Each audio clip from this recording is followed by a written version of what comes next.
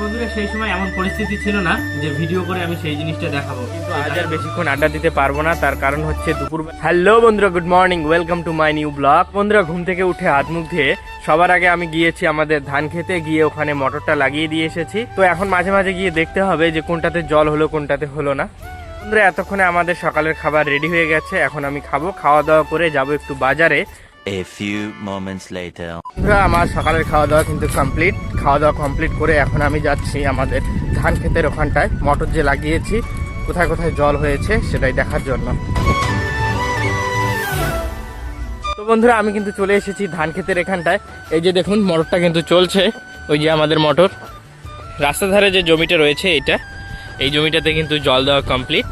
এখন এইটাতে দেওয়া হচ্ছে, এই যে এইটাতে দেওয়া হচ্ছে। এইটা হয়ে যাবে, এটা হয়ে যাওয়ার পর এইটাতে দিতে হবে।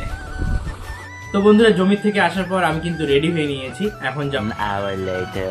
আমি কিন্তু বাজার থেকে চলে এলাম, এখন রুমে গিয়ে ড্রেসটা চেঞ্জ করে আবার যাব ধান ক্ষেতের ওখানটায়। এখন মনে হচ্ছে ওই জমিটাতে জল হয়ে গেছে।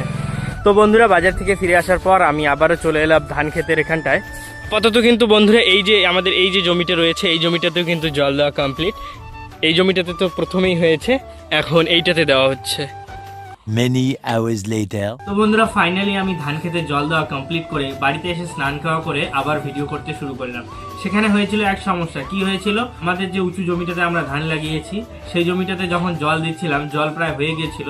সেই সময় কি হয়েছে, ইঁদুরের গর্ত দিয়ে নিচের পাশের জমিটাতে জল চলে গেছে। তারপর আমি সেই জায়গাটায় মানে ওই ইঁদুরের গর্তটা বন্ধ করতে করতে অনেকটাই সময় লেগে গেছে।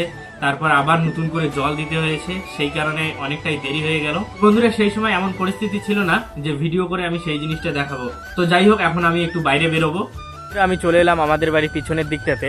আমি যদি বাড়িতে থাকি এবং যদি ফাঁকা থাকি তাহলে আমি বন্ধুদের সঙ্গে কিংবা বাইরে বেরিয়ে দু একজনের সঙ্গে কথা বলি, একটু হাঁটি। কিন্তু আজ আর বেশিক্ষণ আড্ডা দিতে পারবো না। তার কারণ হচ্ছে দুপুরবেলা আমি অনেকটাই আমার ভিডিওর কাজ করি, কিন্তু আজ সেটা করতে পারিনি।